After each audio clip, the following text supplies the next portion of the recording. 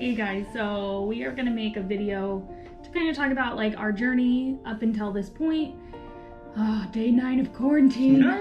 We're gonna answer some of the questions we have gotten along the way, and kind of just how we got in quarantine for 14 days.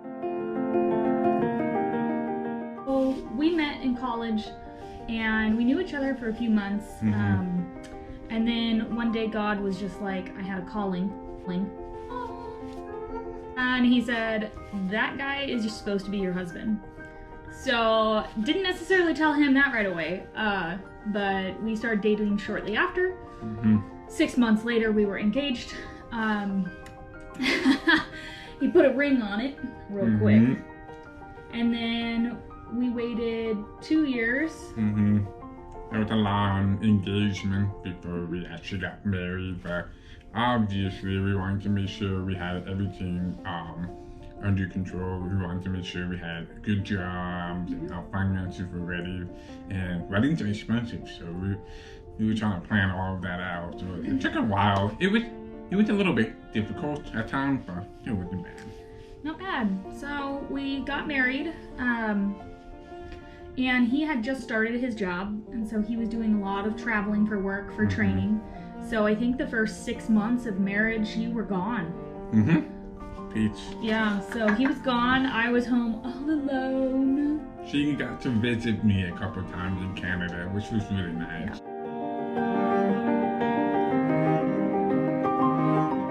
Because he had left right before our wedding for about 2 months, and then 6 months after that too. So pretty much our wedding, honeymoon.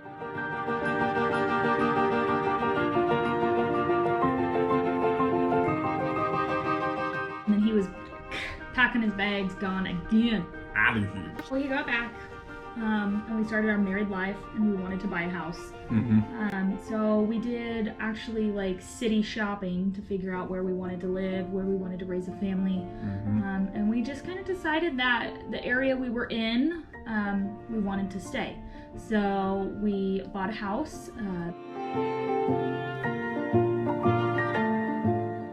about 30 minutes from where we were, which was closer to his work. And then I eventually ended up working in the same city. So it all kind of worked out in the end.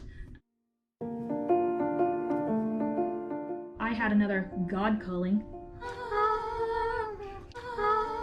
And he pretty much was like, you guys need to adopt. And I went home and I was like, we need to adopt a child. And he was like, hold the phone. I'm out. Put a pin on that. And it had nothing to do with like adoption. It was just, it wasn't the right time to start a family for us or grow our family. Yeah, it was at the time where, you know, obviously when you start married life, you're trying to get things in order. So we just bought a house, and there was a lot of things we needed to get done. The first one was finish our backyard, and that cost a lot of money. And, you know, for a fence up, we needed to get everything ready for a family. We were not quite in the right financial spot.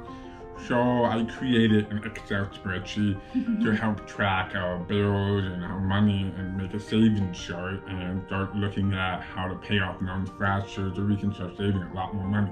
Adoption is expensive, and we both knew that. So we wanted to plan to save a lot of money to prepare for anything. Well, look what happened, COVID. Wow. Anyways, so we wanted to do all of that, and once we got all of that done, then we were really done to get ready to make a decision of what we wanted to do to grow a family. That led to adoption. So that was 2016. We made that decision to focus on our finances, focus on what we wanted to do as a couple before we grew our family and added a little one to our family. We've gotten the question a lot, well, why didn't you just have biological children? Well, my God calling said that we needed to adopt first. I don't know exactly what is in our future for growing our family, but right now we have a little boy, and we are 15 days away from getting our little boy. And that's what we're focused on right now. So that's our answer, is why not biological? Our son's in Taiwan. Fall of 2018, Brian came home and he was like, I'm cooking dinner. And he's like, I think it would be really cool if we adopted a deaf child. And I'm like, okay. And I just continued cooking dinner. Didn't even think twice about it.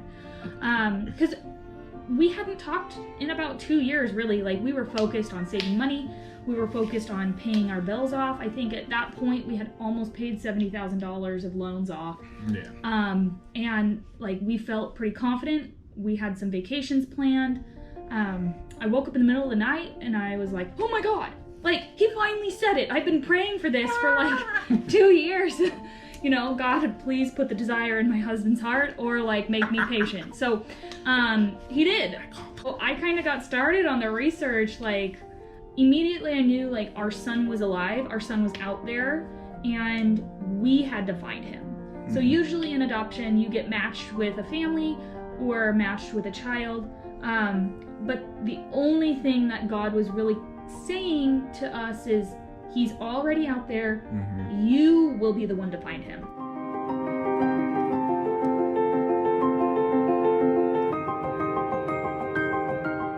Like, does that mean domestic adoption? Does that mean international? We had no idea.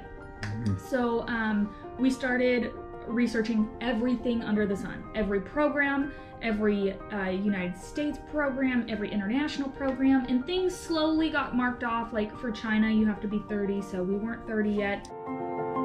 FYI, you're very mature when you're 30 years old. Doesn't matter. 30 is the prime spot. Yeah. Slowly things got crossed off our list. I was reading books, podcasts, following people on Instagram, which is a great community for adoption. So talking to people who've adopted, just trying to gather as much information as possible. And we slowly told our families what we were doing and announced it to our friends that we were, you know, because I was like, well, if we open up our little world of just the two of us knowing, maybe we can build more connections. About 9 months later, I was at work. We had, in the very beginning, signed up for something called Rainbow Kids. Yes. Rainbow Kids is a special needs advocacy website for children who have special needs. So we created a profile and we listed deaf and hard of hearing as one of our wants for adoption. We just kind of felt like we are a family, a child needs a family, we can provide a child with a family. That's kind of how we're looking at it. There's so many kids out in the world that don't have families, and we're a family. So literally every day or multiple times a day, I would get an email from Rainbow Kids. Here's a new profile match, pretty much saying a kid was labeled as deaf or hard of hearing. Would you like to know more? May 9th, 2019, I was on a break. I had about 15 minutes and I got this email of little Bennett. And it popped up his little picture in like 2 sentences. As soon as I saw his picture, I was like, oh my gosh, he's Asian. And I said a few choice words because, again, I assumed that he was in China. We can't adopt from China. So I was like, whatever, this is our kid. I emailed the agency right away. I didn't know what agency it was. We actually had an agency and a country picked out. So we were gonna go with India. They had a really nice program that it was long though. It was about a 2-year program, but we liked the timeline. We liked the stuff that we had to do. It made sense, and it also gave us some time to really get everything together. There wasn't a lot of pressures at that point. But when we picked the Taiwan program, 2 years became 1 year. I think a certain somebody likes that. Maybe did it on purpose.